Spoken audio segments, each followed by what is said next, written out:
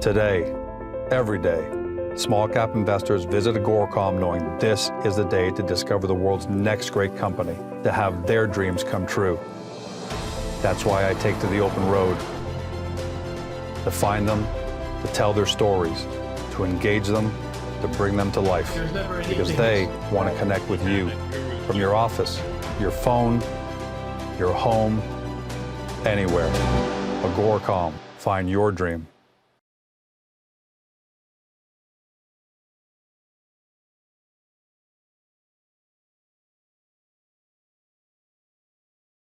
Welcome to Beyond the Press Release, our production of Agoracom, which we take the time to speak with small cap companies about big, important news. With us today, we're happy to have him back. He's making big news every 30 days, it seems like. Marshall Gunter, he's CEO at Datametrex AI. The company trades on the stock symbol DM on the TSXV Venture Exchange. For our friends in Europe, D4G on Frankfurt, and for our friends in America, DTMXF. Now, for those of you who are new to the story, Datametrex was primarily known as a technology company focused on artificial intelligence and machine learning through its subsidiary Nexology, has done work for numerous government agencies in both Canada and the US, conglomerates around the world.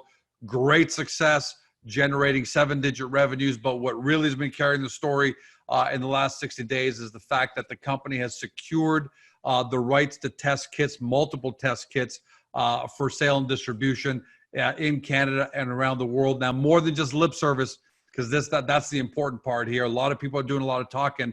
The press release we're talking about today is, I'm going to read it, Datametrex announces sale of COVID-19 test kit to Canadian mining company. A sale's in the books.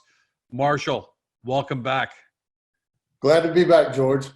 Well, look, many Me Too companies out there right now, Marshall. Everyone's trying to kind of hop on this COVID-19 testing. And I know why, unfortunately, it's the nature of small caps.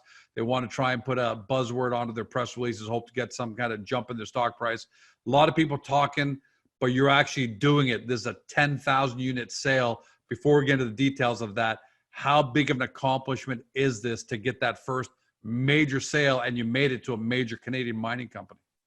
Well, for us, this is a huge, huge milestone. So, we were asked by the Canadian government to help get involved in this, with sourcing these materials from South Korea. And as an AI company, this is not in our wheelhouse, right? So we were a little bit skeptical at first, but we decided, you know what? We're being asked by the government to help.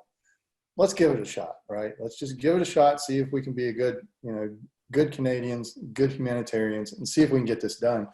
And this sale proves that we made it happen, and we got it done end to end, all the way from the request to the first sale to a Canadian company to help get their employees and their families and the local communities and everybody back to work.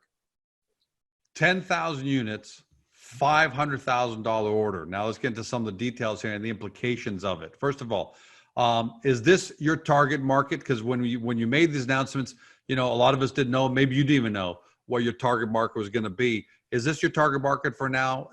Big enterprise, global enterprise, or national enterprise companies?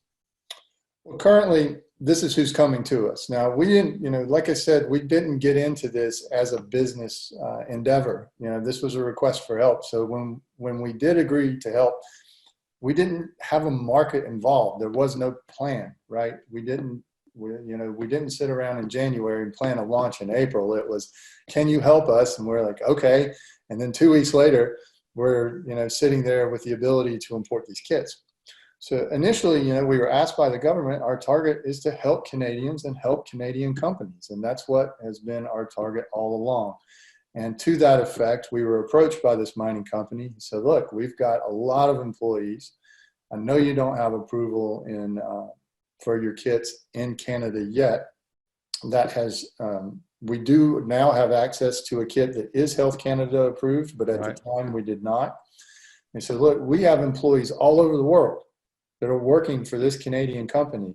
What can we do? And so we looked at it and we said, okay, let's see what we can do about this. Because in different parts of the world, they don't rely on the Health Canada authority. You know, in Sure. particular, and this mine is in Africa, and they rely on what's called CE certification, which is given out by the European Union, right? So they had the ability to, accept these kids and work with the local government and get them in there to help. And we said, you know what, we'll give it a shot and see what happens. So we worked through the logistics with this company. They needed a PCR machine also, which is, if you've ever seen on TV, like you see a chemist, looks like a chemist, there's a little tray and they take it and they're filling multiple vials. Oh yeah, kind of like CSI, right? Like We've all seen CSI, exactly. CSI. And then they place it in the little machine that looks kind of like a very large desktop computer printer. And they hit go. That's a PCR machine. Those are needed to process all the tests. So they needed help with one of those. We managed to get one of those through one of our Korean manufacturers who had sourced it through Germany. And we just we worked with them very diligently for a few weeks because there's a lot of logistics involved in this. It's not just, buy a test and sell a test. There's way more to it than that. Sure, it's medical, right? It's medical Yeah. testing. It's not selling a first aid kit with bandages and scissors inside. That is correct. You've got to make sure that you have, all the licensing in place, all the import export in place, and all the correct certifications in place for the jurisdictions that you're entering. And then, you need the correct personnel on the ground to facilitate the test. Then you're pretty much ready to go. But we help them with all that. They're underway, establishing this pipeline. They're in the queue for the tests to be shipped from South Korea into Africa. And things are moving along very well for them. So the question I have now is, let's talk about marketing and distribution. How you getting the word out? How did this company find you, and has that opened the door to other phone calls now? Because I'm curious. It's not as if you run a Google search campaign for COVID testing for your mining company. So, what's your understanding of how they found you, and what implications that meant for the phone ringing in terms of other companies seeing that and saying, we want the same thing? Well, we're not running any marketing or sales, right? So this is not, like I said earlier, this is not our main business. Our main business is still artificial intelligence. So we don't have any sales or marketing or anything like that going. We are putting out the material press releases, and that's where they found us, was in the initial press release. They've been specifically looking for South Korean materials and test kits because of the accuracy and just how well they work in general. So they saw our press release, and then, my number is on there, and we got a phone call, got on the phone with them, and, they, as a mining company, they're not really, they're not familiar with this process. And, we're learning this also as we go along, but I don't think anybody is. Yeah, there's nobody running businesses today has ever been through a pandemic. And, this thing's only a couple months old. We're all learning this together. So anyway, they found us. They called me. They said, what can we do? We got, we worked through all the logistics together, and then we managed to put that purchase order together, which is in motion now. How long was that sales cycle, Marshall? From the time you got the phone call to the time you guys confirmed you get the purchase order? What does that sales? What did that sales cycle look like? That sales cycle looked like about 5 weeks, something like that. And, we're finding out that that's probably the right amount of time, usually somewhere between 4 and 8 weeks, depending on the companies we're talking to and, how ready they are or how much they already know, or if they come to us completely blind and have no idea what to do, then it's going to be a little bit longer. But this company in particular, operating in Africa, was already familiar with these types of tests and things, as they have Ebola over there for many decades now, and so it's a very similar testing procedure, et cetera, for that type of virus. So they already had a lot of facilities in place. They are already educated on how it works, on how the supply chains work, on how the health regulations work. And they already had people in place to facilitate all of that. So that's on the shorter end of the sales cycle, I believe, because of all that. For companies that have never dealt with this before, it may be a little bit longer, as they still have to put those things in place. but it's looking like about 4 to 8 weeks on the sales cycle. And how's your pipeline looking in general in terms of number of calls, the level of, I know you can't, I'm not asking for specifics or projections, but is it safe to assume that this wasn't a one-off call and that you've got good levels of interest from other similar style companies or size companies that want the same thing? Certainly. There's been a lot of interest in this, especially as, governments and, companies are trying to find a way to reopen the economy, right? So as you've seen a lot of concern about this. And so companies are reaching out to us, how can we get involved and help speed up reopening our facilities, right?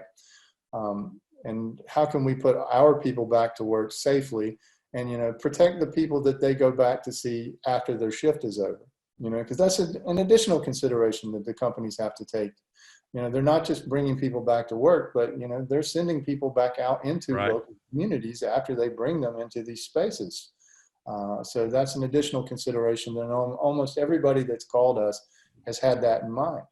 So that's been very encouraging because it's really nice to see people tend to think of these large corporations and things like that as nothing but profit generating machines. Yeah, that's a misnomer. They care at the end of the day, right? These companies really care because they come to us and they say, look, I want to not just help get back to work, but I want to ensure the safety of our communities, so all people involved. So I'm really encouraged by that. But, these companies do operate worldwide.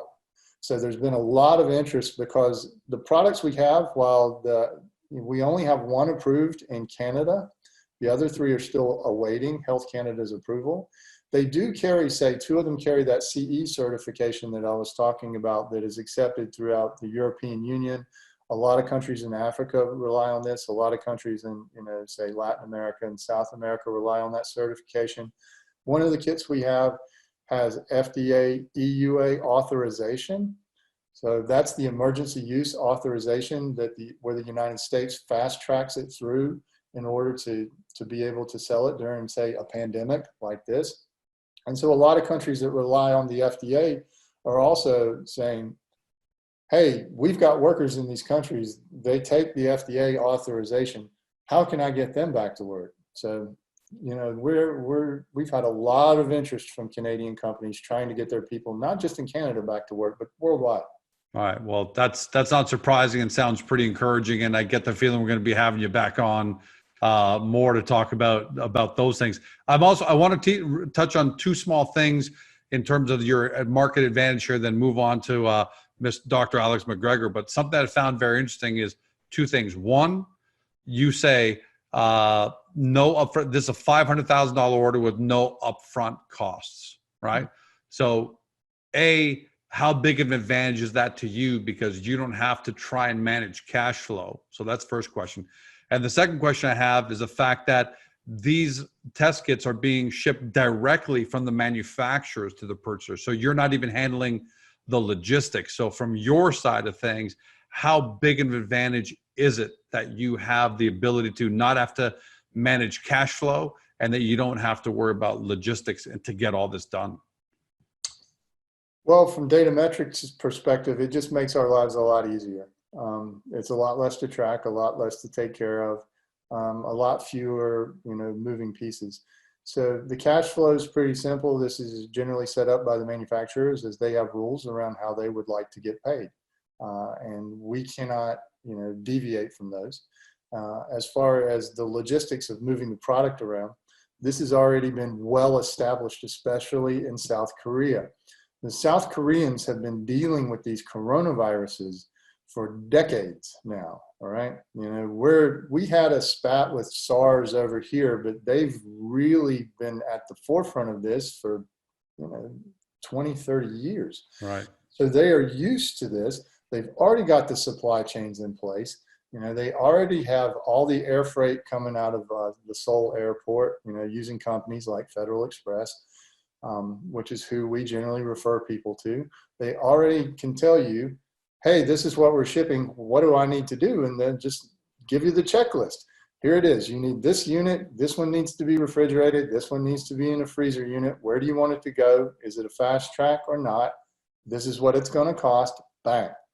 And so it just, not just for us, but like say for any clients or purchasers that come to us, this just makes life much, much simpler. It's almost, it becomes almost turnkey at that point. It sounds like that. That's why I wanted to bring that up. So that's pretty powerful for you, for your customers, for everybody, that it almost seems friction-free and seamless. And that's a huge advantage, especially when speed and time and all that is of the essence right now. Absolutely. Dr. Alex McGregor, you just announced that today, actually. He's the President Dean of Toronto Institute of Pharmaceutical Technology, and you've appointed him to your medical advisory board. So what is it that Dr. McGregor, his lab, and his team bring to the table for Datametrex in terms of all of this now? Well, the first thing that they bring is decades and decades of knowledge around the subject. All right. Again, we're an AI company.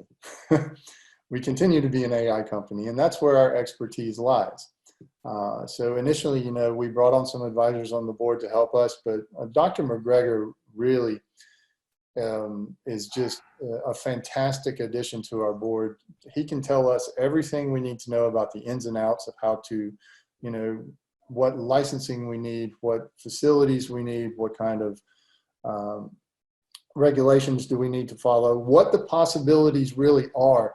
When people call us up and say, I have, say, 2,000 workers in a remote mining community that's the nearest regional hospital is at least an hour flight away. What can be done, right? Alex McGregor has been there and done that, right? So we don't need to speculate any longer on what can be done. He can tell us, this is how it needs to be done. Here's what they need to arrange. And then again, we're all learning from this. Having somebody on the team with this type of prior knowledge is invaluable to us. Additionally, he has in their facilities, they already have the technicians, they have the people that have the accreditation to administer tests, to process tests. And if they want to work with some of these larger companies, we've got somebody on our board now that we can just say, hey, here's a lab over here. If you need a lab, please call Dr. McGregor. He should be able to help you. Yeah, and I like the fact that you've said it 3 times maybe during this interview. We're an AI company. I like the fact that, you're being honest with yourself, you're being honest with your investors, that AI is still the primary, and you're not fronting to suddenly be this, leading COVID test company. You're brought in by the federal government because of your security clearance, because you're a trusted organization that's dealt with very sensitive data and information. So it made sense to have you as a partner. And now you're, smart enough to recognize that and bring on someone like Dr. McGregor to get, to help, especially when it really comes to commercializing this in Canada. To me, am I reading too much into it, Marshall, or is that almost is it demonstrating that you're preparing for activity to really pick up in Canada? You need someone like Dr. McGregor and his team on the advisory board.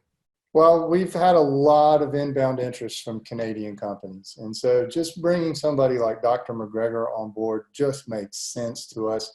Like I said, the guy has decades of experience. It's not something that we, as technology people and computer engineers, mathematicians, are going to be able to come up to speed on in 2 months. It's just not going to happen, right? No, This is definitely not. Really a no-brainer for us to have somebody with his pedigree on board that can answer these questions for these companies, answer the questions that are going around in Datametrex, make sure that we all stay within the proper regulations and don't step out of bounds. All of these things he brings to the table and can really, really help us as this situation evolves and as the business evolves with it. Last question, maybe paint the picture for us going forward. When COVID first started and even talk about this test kits first began, there might have been some of us or a lot of us that thought, okay, this is going to be short-term, something that we're going to have to work with and get through, but it doesn't look that way anymore. It definitely looks like we're going to be hunkering down. I'm not talking about social distancing and being locked inside. I'm not talking about that, but the fact that testing seems like it's going to be taking place for a really long time. This is going to be a significant business stream for companies and hopefully for Datametrex going forward. How far out, how far out do you see this as a real viable business stream for Datametrex? And two, taking a shot out there that eventually a vaccine is going to come. Is it safe to say that you might even be able to turn your channels that you're establishing now and will establish in the foreseeable future on testing, that you'll be able to leverage those for the vaccine side when that becomes available? Okay, so let me answer that in two parts. First, number one, I'm not an epidemiologist, so I really can't answer the longevity of this pandemic with any type of real authority. Just judging it as I see it, I mean, I do agree with you that even if a vaccine were available, tomorrow, there's going to be a lot of logistics around it. Like, how do we produce this? How do we get it to everybody? How do we administer it to everybody? That's going to take months and months and months. And so the testing is not going to go away anytime soon. Right. As far as Datametrex is concerned, we will be here to help as long as it's required. Again, we're not trying to turn into a pharmaceuticals company. We really you got a great artificial intelligence company, so you wouldn't want to do that. No, and we're going to continue to do that. But as long as our help is required, we're going to continue to help to the best of our ability. So it will continue as long as it's required and necessary. As far as vaccines are concerned, I have no idea, to tell you the truth. I don't even know what the most up-to-date information on the vaccines are as we sit here. I read news reports, but that's just about it. Yeah, I'll just take it outside of the box there, thinking, if you're administering tests, you may have to administer vaccines, but you're right. But I thought I'd still bring that up as something to chew on. Hey, by the way, I did say the last question, but I'll say the last question one more time.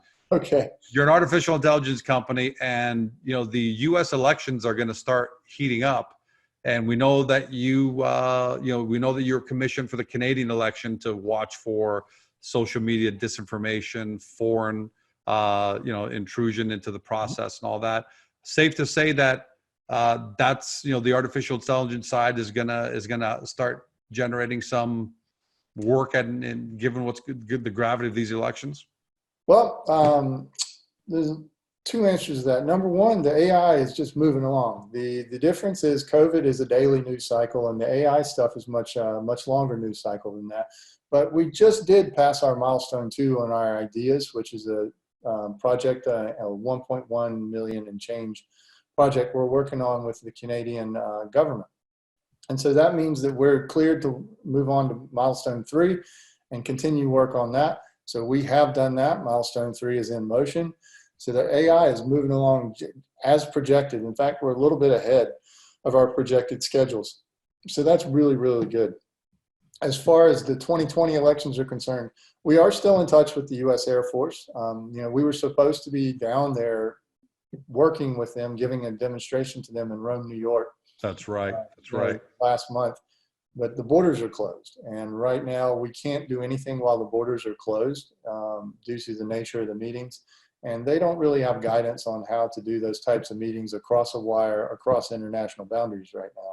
So we're kind of in a holding pattern with them. We did do we still are in touch with the Air Force, and we're continuing to, work on that. We're just, sending emails back and forth yesterday.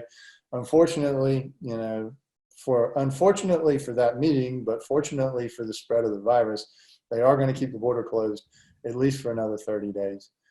However, we are still in touch with them, and we're going to keep moving with this, as best we can to see. Because you got to imagine it's a high priority, right? That's going to be really high priority to make sure that disinformation from foreign entities isn't going to be invading social media as we get into, that August, September, October, November, obviously November time period. Yeah, I guarantee it is. If it wasn't a high priority for them, I wouldn't imagine that somebody like the U.S. Air Force Cyber Command would be involved. So. All right, Marshall, congratulations on what you accomplished on the test kit side of this announcement. 10,000 units, $500,000 sale. Looking forward to what more great success you're going to have there, and again, what I love about this company to begin with is the artificial intelligence side of it, which is what, you know, the real reason we teamed up together. So congratulations to you having both fronts going. But this sale is great. Looking forward to having you back when you've got some AI news as well. That'll be exciting. Thanks, George. You've been watching Marshall Gunter, CEO of Datametrex AI. The company trades on the TSX Venture Exchange under the stock symbol DM. For our friends in America, DTMXF, and for our friends in Europe, D4G. Look, this is the time to get your due diligence done. This is a great technology company achieving on two fronts now.